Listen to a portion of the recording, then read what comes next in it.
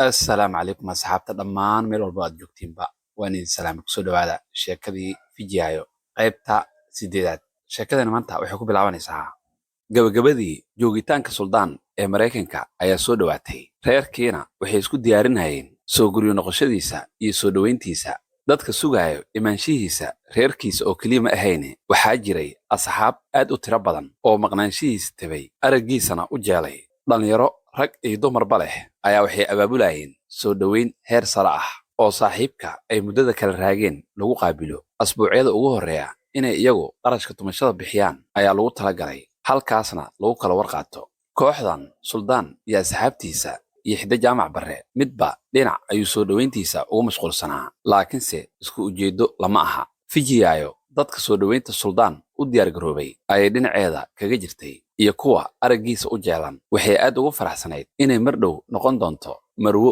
guri leh iyo oorida wiilka adduunka uga caqliga iyo akhlaaqda wanaagsan sidaas waxaa ka dhaadhicisay xiddo maalmahanba cilaansaar iyo isdhalaalin kama aysan bixin xiddo oo ah qofka hawsheeda abaabulayso waxay u sheegtay inay arrintu asbuucyo qaadan doonto marar badan waxay aad uga fikiraysay in go'aanka ay qaadatay uu sax yahay waxay ka walwalsanayd in haddii ay garab marto talada walaalkeed ay qalad ku dhici karto waa hubaal Bashiir inuusan arrintan ku farxi doonin maxoose ka qaban karaa haddii uusan xamarba soo geli karin odayga bulxana ah arrimahan hoostooda waxba kala ma socon bal waaba uu ku farxi lahaa haddii uu maqlo wiilka cidda gabadha guursanayo iyo reerka uu ka soo jeedo dhalinyaradan hadda joogto dhaqankooda iyo sida ay wax u shukaansadaan waa ay ku adkeyd inuu fahmo isaga waxaa u darnayd in la yaqaano wiilka iyo cidda uu yahay mar haddii la og yahay cidda uu yahay iyo reerka uu ka soo jeedo wax kale oo uu ku xiraayay ma aysan jirin hadda ka hor mar ay isaga iyo Fijiayo isku soo qaadeen arrimahaas wuxuu ku yidhi maandahey wiil la yaqaano oo aad adigu dooratay haddaad guursato anigu ducaankuugu darayaa markaan iyada ayaaba Suldaan kolkasho ku sidata oo caashaq ee hawada uga qaaday bisteed la ah xitaa Bashiir oo bihiisii iyo dhigihiisii sitaa hadduu yimaado uma suurtoodeen inuu ka hor istaago inay guursato Suldaan marmarka qaarkood intay isla yaabto sida ay rabitaankeeda uga adag tahay ayay niyadda iska oranaysaa naaheedhe masaanaad u madax adkeyd oo waxa aad mar ku dhigtaa ciidina kaa furfuri karin soo dhaweynta Suldaan habeenkaas garre iyo guntane looma kala harin cid kastaaba iyada dan u gooni ah ha ka yeelato soo dhaweyntiisii hase ahaatee aad baa looga hagar baxay habeenkaas Fijiayo iyadu kuma jirin dadkii gegada diyaaradaha magaalada Muqdisho saacada ka hor u tagay inay Suldaan gacmo furan iyo ubax qoyan ay ku soo dhaweeyaan way jeclaan lahayd inay noqoto qofka ugu horeeya ee Suldaan arka inay iyadu dadku uga sokayso ayay isku haysatay maadaama uu habeenada soo socdo saygeedii noqon doono hase ahaatee dhaqanka iyo habmaamuuska ayaa u diidayay meher ma dhicin welina xaaskiisii ma noqon xataa weli si nidaam ah looguma gogol fadhiisan oo lama doonin xidda jaamac barre ayaa ugu sheekaysay in guurkooda cid walba ay og tahay balse xaqiiqdu waxay ahayd inaan bal cid kale iska daayay xitaa Suldaanka qudhiisu uusan ogeyn arrintuba waxay ku koobnayd iyada iyo xiddo marka laga reebo Suldaan aabihiis si guud ula socday waxa maasad weyn ah oo guurka wiilkiisu uu geliyay ma jirin weligiisba mustaqbalka Suldaan talo kuma darsanin ugamana banaanayn wax kale iska daayay wiilkiisa markii la gudaayay kama uusan qayb qaadan asbuuci kadib ayuu ogaaday in Suldaan la soo guday waa hore oo aan dhaweyn ayuu go'aan ku gaaray inuu Suldaan xiddo u hibeeyo wax alle waxay rabtaa ku samayso haddiiba aan sidaas uga nabadgelayo ayuu oran jiray sidaas ayayna ahayd wax alla iyo wixii ay rabtay ayay Suldaan ku samaysay iyada oo aan cidna uga heebeysan diyaaradii Suldaan waday kolkii ay soo caga dhigatay ayaa waxaa bannaanka hore ee garoonka oo ay diyaaraddu taagneyd u soo baxay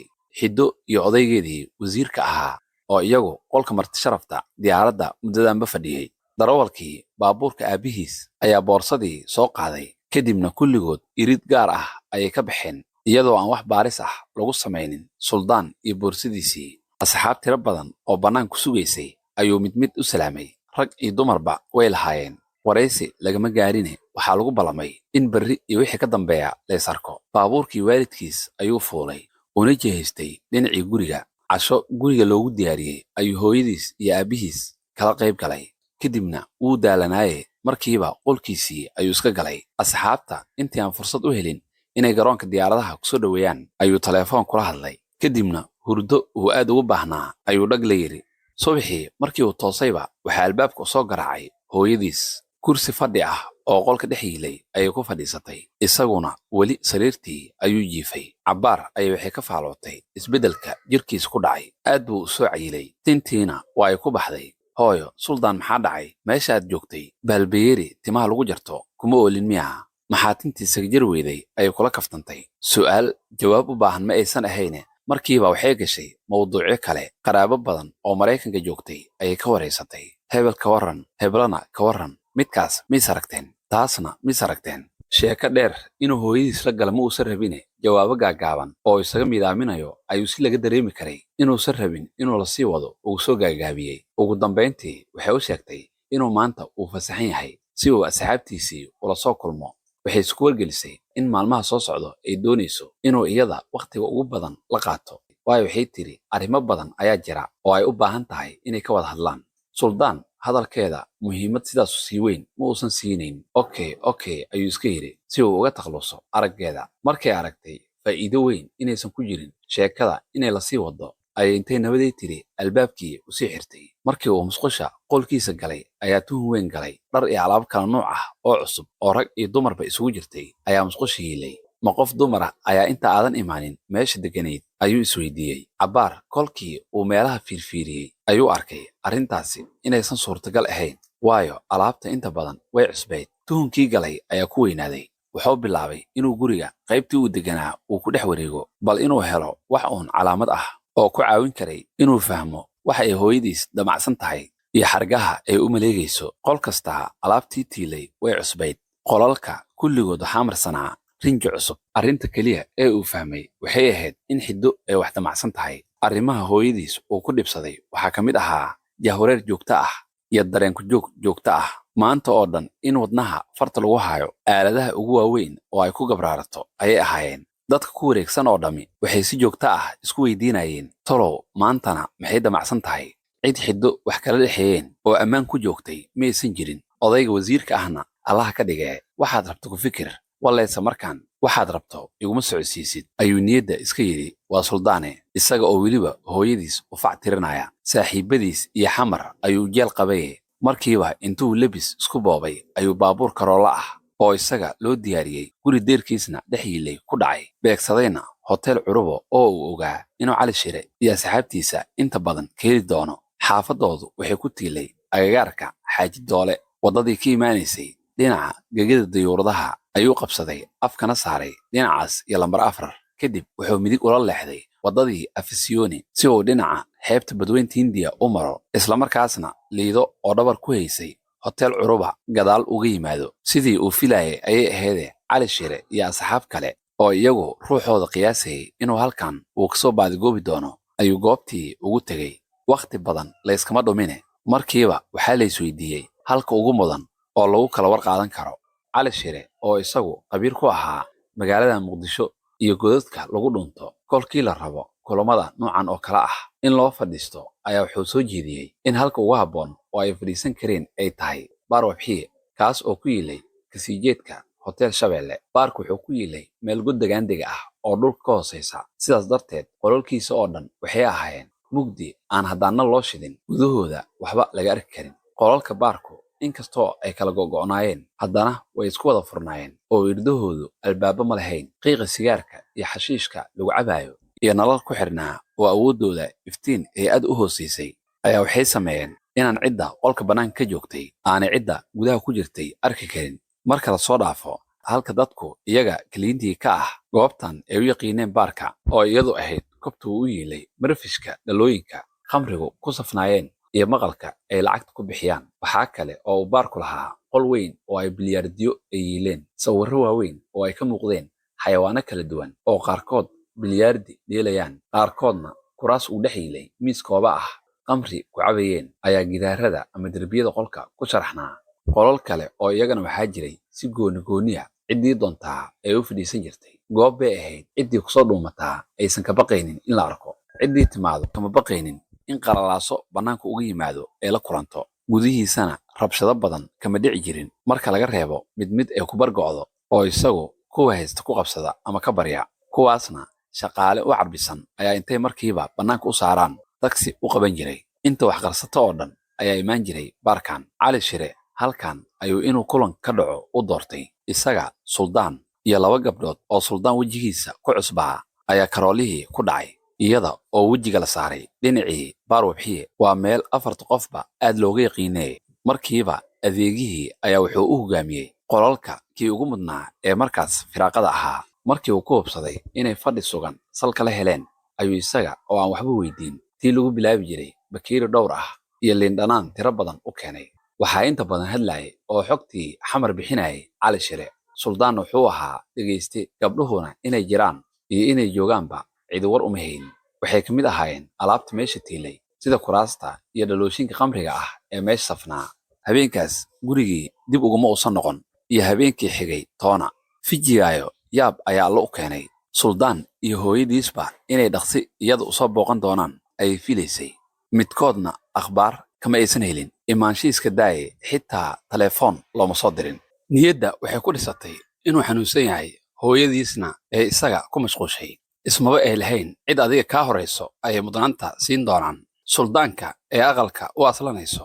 mid ogba ma ahayn inay jirto iyo inay joogto asxaabtiisii ayuu ku mashquulsan yahay iyo sidii uu xamar oo soo noqoshadeeda uu dib ugula qabsan lahaa xiddo iyadu waxay ku mashquulsanayd abaabulkii arooska fanaaniintii waa beri intii ugu magac dheerayd ee xamar ku sugnayd markaas ka hor dhowr asbuuc ayay carbuunatay bandhig show ah iyo heeso ay ugu tala galeen inay xafladda arooska ay kaga qayb galaan ayay diyaarintiisa ku mashquulsanaayeen baar xaraf oo ku yilay agaarka afgooye isaga ruuxaddiisa asbuucyaba wuxuu ku mashquulsanaa sidii uu aroosku u noqon lahaa mid aad u maamuus sarreeya iyo haybad ku dhan qofka keliya ee aan arooska ka warqabin wuxuu ahaa caruuska isaga arooska gelaya habeenkii labaad subaxiisa dambe ayuu gurigii yimid isaga oo laga dareemi karo inuu habeenadan oo dhan tumasho uu ku soo jeeday cabbaar markii uu hurday ayuu mar dambe soo toosay iyadoo hooyadiis xiddo iyo aabbihiis ay qolkii uu jiifay birsad ku furnayd ku sheekaysanayaan kolkii ay dareemeen inuu toosay ayay waxay ka codsadeen inuu agtooda soo fadhiisto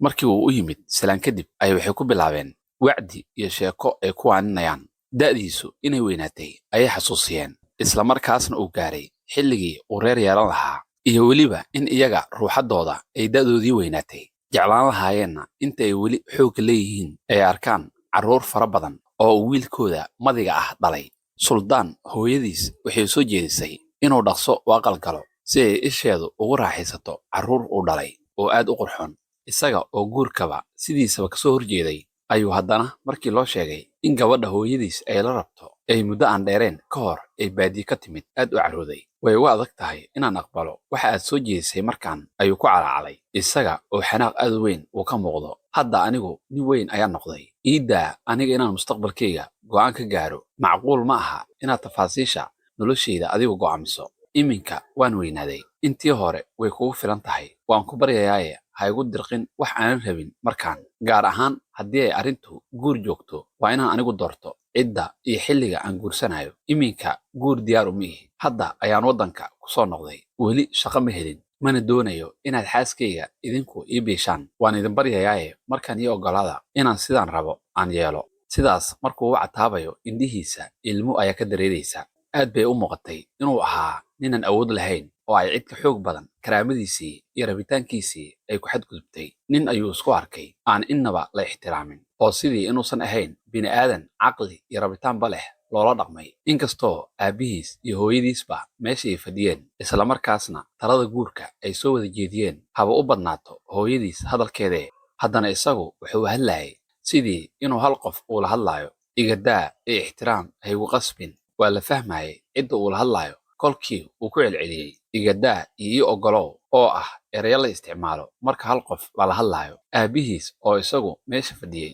aad ayuu uga xumaaday wiilkiisa hadallada uu ku hadlayay odaygu inuu suldaan saxan yahay ayuu dareemayay inuu xaq u leeyahay in fikraddiisa la dhegaysto loona oggolaado in cidda uu rabo wakhtiga uu rabo uu guursado midda kale wuxuu aad uga shakisanaa in guurkan ay xiddo qalqaalinayso uu noqon doono mid lagu guulaysto maadaama ay labada qof oo laysku aqalgeenayaa aysan ahayn laba qof oo isku habboon ama nolosha isla fahmi kara waxaasoo dhan wuu aaminsanaa wuuna arkayay inuu wiilkiisa hiil uga baahan yahay, laakiinse nasiib xumo kuma dhicin in waxa uu aaminsan yahay uu kor ugu dhawaaqo iyadoo weliba ay xiddo ag joogto. dhowr jeer ayuu aabbihiis miciin biday isaga oo dhinaciisa fiiriyey kana rajeeyey bal inuu hal marna uu noloshiisa garab istaago. hal libaax arkaysaa ma gudlatee odaygii madaxii ayuu inta hoos u rogtay gorodda laalaadshay si aanay indhihiisa ugu dhicin indhaha suldaan. xiddo ayaa kulankii soo gabagabaysay iyada oo suldaan ku wargelisay inuu habeenada soo socdo uu aqal geli doono. aad ayay u adkaanaysaa inuu go'aankaas la qaatay aqbalo arrinta isaga oo ka biyadiisan aadna uga xun ayuu fiidkii u labistay. ballan waa asxaabtiisa qaar ka mid ah la lahaa baar ku yiilay xeebta liido ayuu ugu tegey cali shire oo isagu uga soo horreeyey goobta. intaan suldaan soo gaarinna dhowr koob kusii dhuftay. adeegaha baarka oo yaqaanay dalabkooda ayaa wuxuu u keenay dhalladoodii ay ku bilaabi jireen iyo 2 bakeeri. inay caawa aad u soo dhaqsadeen ayuu kula kaftamay isaga oo weliba u sii raaciyey caawa jimco ma ahee waa sidii inaysan maqlin hadalkiisa ayay iska dhigeen iskana mashquuliyeen kaftankiisa si uu dhaqso uga tago. si degdeg ah ayaa mid kastaa 2 bakeeri oo khamri ah ka laacay oo isdhaafiyey. kadibna suldaan ayaa baakad sigaar ah oo benson hidgas ah jeebka ka soo saaray oo intuu xabad kala baxay miiska duldhigay. isaga oo wejigiisa niyad jab iyo murugo ay ka muuqato ayuu bilaabay inuu saaxiibkiis u cataabo. guurka lagu qasbayo ayuu uga sheekeeyey cali shire iyo weliba farqiga weyn ee u dhexeeya isaga iyo Fijiayo. hadalkiisii wuxuu ku bilaabay, saaxiibow haddeer miyaan guurka bixi karaa? naag iyo carruur iyo waxaas miyaan waqti u hayaa? waxaan filayay inaan hadda xor u noqdo waxa aan rabo inaan sameeyo. imaanshahayga xamar aan imid iyo qorshihii aan watay ma ahayn in aan noloshayda xabsi geliyo oo aan qoorta gashado reer iyo naag maalin kasta shaqada kadib guriga igu sugaysa iyada iyo carruur ay dhashay. midda kale baahal haddeer baadii laga keenay xaggeen geynayaa? maba isfahmaynee soo asxaabtayda iguma caynayaan haddii ay maqlaan waxa aan guursaday. sidee baan ugu keenayaa una soo dhex gelinayaa dhowr roos aan la qabsan karin? hooyaday dareenkayga iyo baahideeda ma ixtiraamayso. rabitaankeeda inuu socdo wax aan ahayn ma kala jecla. ciddii waxay rabto ka hor timaado adduun iyo aakhiraba way siigayaan. noloshayda oo dhan way ku ciyaartay. waxay iga dhigatay ey baari ah oo aan rabitaan iyo dareen midna lahayn, keliya fuliya amaradeeda inta badan qaldan. waxaan ahay aalad ay u haysato inay ku faanto. cali shire oo dhinacna dhaladii bakeerigii iyo afka xiriirkoodu inaysan kala habsaamin ku mashquulsan, dhinaca kalena saaxiibkiis catowgiisa aad u dhegaysanaya, isku dayayana inuu talooyinka iyo jawaabaha uu saaxiibkiis siin doono aad uga fiirsado. codkiisana ee ka muuqato in 5tii bakeeri ee uu ka gaarsiiyey intii saaxiibkiis hadlaayay ay gaareen ayaa yidhi, saaxiib suldaan anigii dhegayso. wax kastaa inaad dhinaca xun ka fiiriso ma fiicna. mararka qaarkood waxyaabo aad kuula foolxun oo ku cuntami waaya ayaa dhinaca kale loo gedin karaa oo looga faa'iidaysan karaa qaab adiga maslaxadaadu ee ku jirto. aniga waxay la tahay arrinta aad ii sheegtay ee guurka faa'iido ay adiga kugu jirta, khaasatan kolka la fiiriyo badownimada gabadha iyo reer baadinimadeeda waaba isugu kaa dhacday. hadda ayaadba heshay qaabkii ugu wanaagsanaa ee aad danahaaga ku gaari lahayd. waxaad heshay god aad ku dhuumato adiga oo weliba heer tumasho raaxadaada iyo balwadaada dhex dabaalanaya. waa naag reer baadiye ahoo wax ay kala og tahay aysan jirin. hooyada sooma rabto inaad naag mehersato oo meheri maqashii meherka kadibna ciddii rabtaa carruur ha ka dhasho. waardiyayaasha guriga iyo dareewallada rimiya ku dhex, ama hooyada iyadaa in wax la guursado ku waalataye iyadu ha rimiso adigu rimi dhex. erayga rimi ayaa cali shire aad ula macaanaaday. dhalada ayuu ka dhex arkay. markaas ayuu ku celceliyey, isrimiya ku dhex maxaa adiga kaa galay? mar haddii ay kaa daynayso guursadan ay kula daba gashay, hadda wixii ka dambeeya cid kula xisaabtamaysaa iyo xaggee ku maqnayd iyo cilaaq naageed ma jiri doonto. waad ka nabad gashay oo guuriyo saaxiib oo guuriyo ayuu yidhi isaga oo koobkii inuu afka ku aadiyo isku dayaya balse la waayaya oo wixii ku jiray girka iyo luqunta la helaya. suldaan hadalka saaxiibkiis waa uu la yaabay, ama kaag iyo afkalaqaad ayay ku noqotay talada saaxiibkiis. arrin uu filayay ma ahayn. wuxuu u qaatay inuu sakhraamay oo aan wax uu ku hadlaayo uusan garanayn, inuu yahay war nin waalan ka soo baxay. wuxuu yidhi isaga oo ruuxaddiisa sakrad bilow ah iyo xanaaq isugu darsoomeen, cali shirow waad sakrantay. waxaad ku hadlaysana ma garanaysid. hadalkaygii horena xis aad ku fahamto ma aadan qabin. waxaan ku leeyahay naag baa la ii guurinayaa aanan anigu dooran oo aanan raalli ka ahayn. markaasaa taladaadii waxay noqotay inaad ii hambalyeeso iina bishaarayso. Taladaadii waxay noqotay inaan xisaabtan iyo cilaaq ka badbaaday. Jinni maad qabtaa adiga mise madaxa dib ka rabtaa? Waxaan ku yidhi naag aanan rabin. Naag ma kasee naag laf iyo dhiig iyo jiir iyo xidido naf ku jirto, naaso iyo ilmagaleen leh oo carruur dhalaysa ayaa sariir ila seexanaysa habeen kasta oo qol ila degaysa. Markaas ayaad leedahay waad badbaaday oo cilaaq iyo jaqjaq ayaad ka raysanaysaa. Hadalkaagaas muxuu daliil u yahay aan ka ahayn inaad sakhraantay oo caqligaagii doorsoomay, yacni alkuluuste warkiis.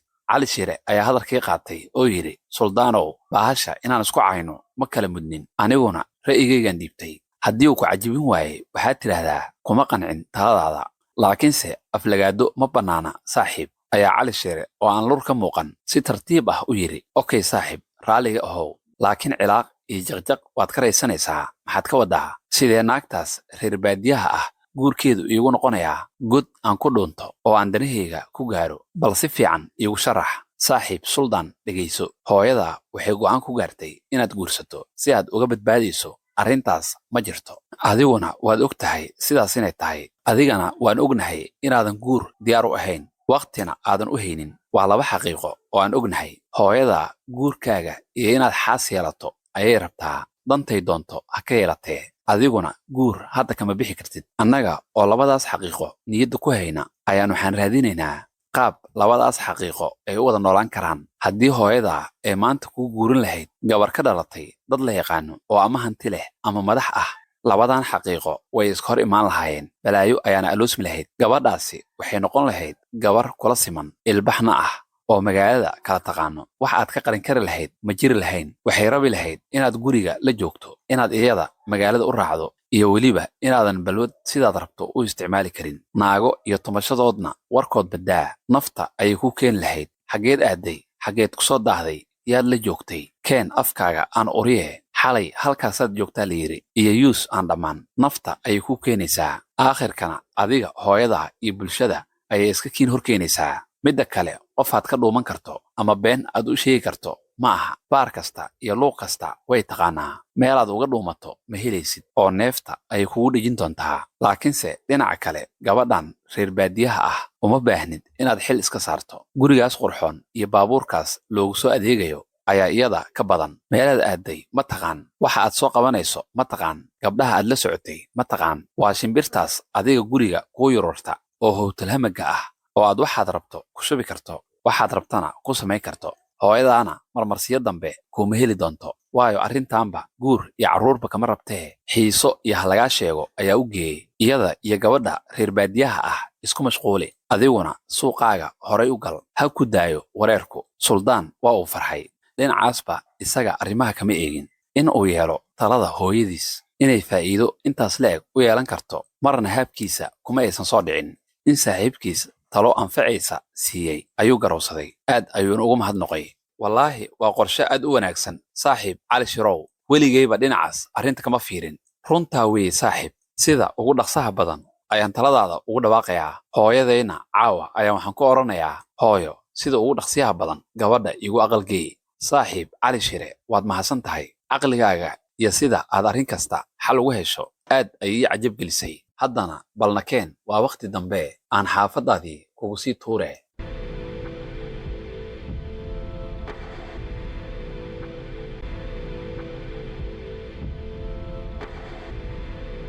habeenkaas habeen barakaysan ayay u arkeen labada ninba. suldaan gurigii ayuu degdeg u tegey. wuxuuna la kulmay hooyadiis oo weli soo jeeda. intuu si farxad ku dheehan tahay u salaamay ayuu wuxuu ku wargeliyey inuu taladeedii qaatay, diyaarna uu u yahay inuu sida ugu dhaqsiyaha badan uu ula aqal galo gabadhaas ay sheegayso oo wanaagga iyo quruxda badan. intay aad u faraxday ayay wiilkeedii habsiisay, labada daanna ka dhunkatay. waa markii koowaad oo ay in ka badan 12 sano shumisay gabankeeda yar. xiddo wax waqtiya iskama dhumine. subaxii markii waagii baryayba waxay ku kala haday Fijiyayo oo iyadu maalmahaanba yaabaneed. waxa weli suldaan uga imaan waayey ayay isweydiinaysay, tolow maxaa ku dhacay? miyuu weli xanuunsan yahay mise safarkii ayuu kusoo daalay oo sariirtii ayuu sidii uu u yimid ku dhacay ayuu weli saaran yahay oo uu ka kici waayey? su'aalahaas ayay isweydiinaysay. burka iyadu bahalba kama filayn. doodda iyo gorgortanka iyada iyo suldaan iyo hooyadiis ka dhex aloosnaa waa ay ka war la'ayd. iyada dhinaceeda suldaan jaceylkeeda ayuu bestiis la ahaa. waxay aaminsanayd inay akhlaaqdeeda iyo quruxdeeda ay suldaan ku xambaareen inuu Maraykan darteed uga soo degdegay isagoo weliba aan waxbarashadii soo wada dhammaysan. asbuucii kadib waxaa la dhigay aroos aan la arag oo aan la maqal. arooska weyn qarashka ku baxay ka badnaa dadka kasoo qayb galayna ay ka tiro badnaayeenna xamar kama dhicin. waa arooskii qarniga. damaashaadku habeenno ayuu socday. martida kasoo qayb gashayna cid kale iska daayay. waxaa ka mid ahaa ajaanib, diblomaasiyiin, wakiilo waddamadoodu ahaa.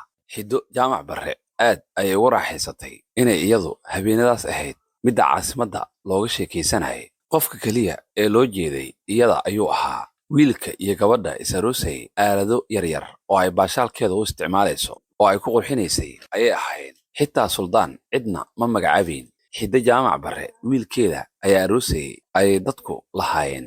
iyada ayaana loo hambalyeynayay. gabarna waxay ammaan haysataa inta aan la guursan. mar haddii la guursado waxay noqotaa naag, oo macnaheedu yahay sharafteeda iyo karaamadeeda waxay ku xiran yihiin hadba sida ninkaas guursaday iyo reerkiisu ula dhaqmaan.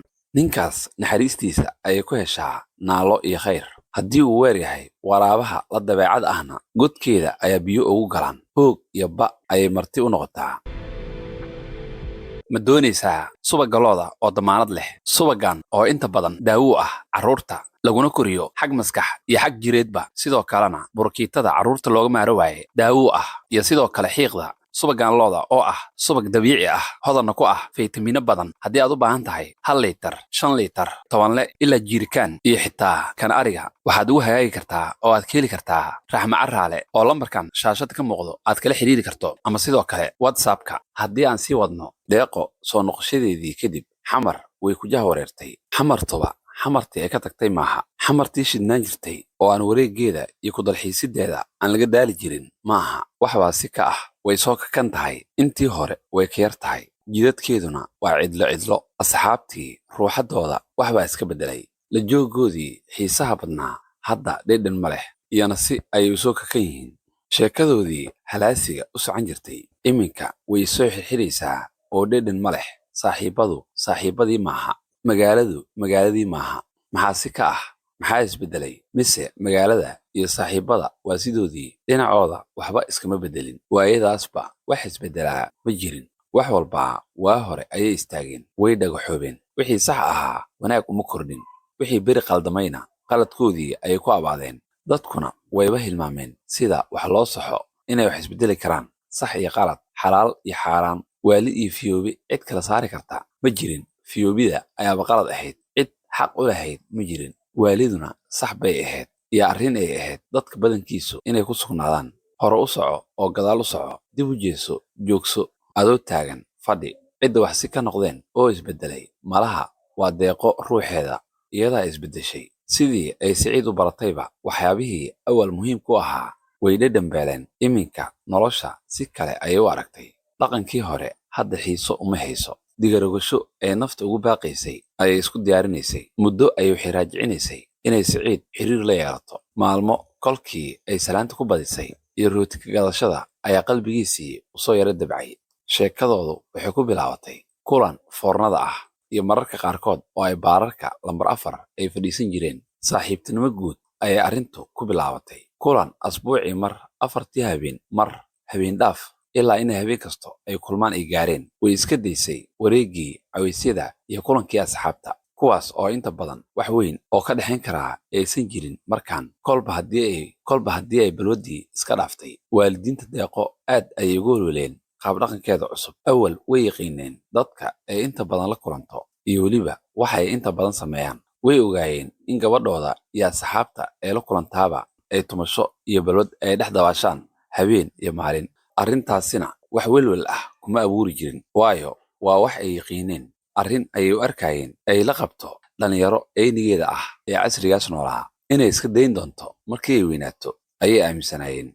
waa habdhaqan ay dhalinyarada isku darajada yihiin soo maraan markii ay da'deeda ku jiraan, kadibna way ka korayaan ayay isugu sheekayn jireen. waayadanse waxay la timid dhaqan aan la aqoon. dadaan la aqoonna way u tagtaa. waa arrin welwel ku abuurtay Deeqo labadeeda waalid inay asxaabteedii iyo goobihii ay ku caweyn jirtay ay beddeshay oo keliya maahee waxaa kale oo ay beddeshay dharkii ay ku libsan jirtay iyo sidii ay u libsan jirtay. surwaalkii iyo funaanadii qoorta iyo xabadka muujin jirtay hadda way iska dhaaftay.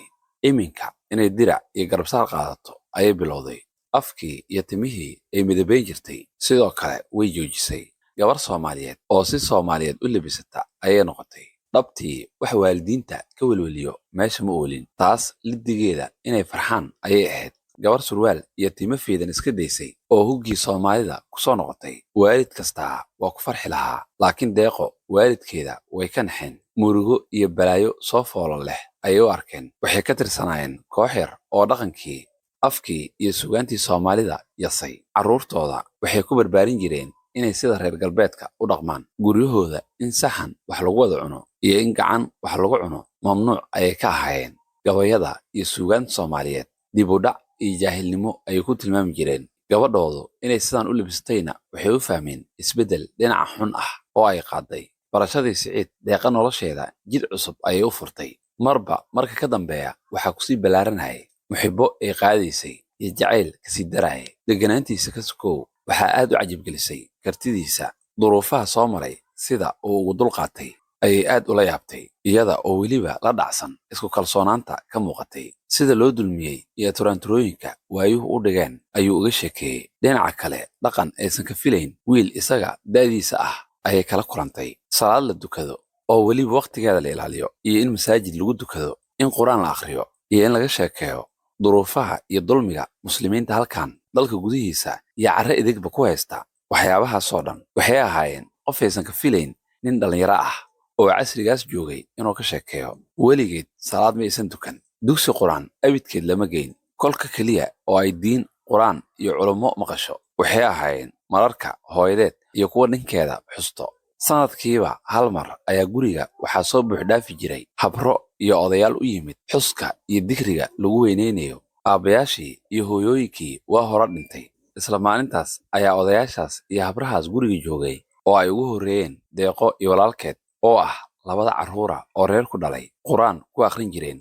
darin weyn oo qolka dhex tiilay, hareerahana ay ka fadhiyeen odayaal tusbax iyo cimaamado waaweyn ayaa inta la fadhiisiyo ee 14 iyo 100 ku dul akhrin jireen Deeqo iyo walaalkeed. xiriirka ay diin iyo qur'aan la leeyihiin intaas ayuu ahaa oo uu ku koobnaa. Deeqo labadeedii waalid muddo ayay ka wada hadlaayeen isbeddelka gabadhooda ku dhacay. way ogaayeen inaan looga horraynin guurkii ay ku qasbeen iyo safarkii Jaan ee Talyaaniga. aabbuhu inkastoo uusan isagu ahayn fikradda guurkii Deeqo iyo in la qasbo, haddana wuxuu dareemayay inuu dambiile yahay, isla markaasna uusan gabadhiisa iyo ra'yigeeda tixgelin. galab ayay Deeqo ugu yeedheen kulan ay labadoodu hore ugu soo ballameen. kolkay soo fadhiisatay qolkii fadhiga oo ay ugu sii horreeyeen ayay weydiiyeen sababta ay isku beddeshay iyo waxa keenay dhaqanka cusub oo ay la timid. Deeqo ma aysan doonin awal inay walaalkeed dood la gasho, hase ahaatee kolkii ay fahamtay inay ku eedaynayaan in si aysan jeclaysan isku beddeshay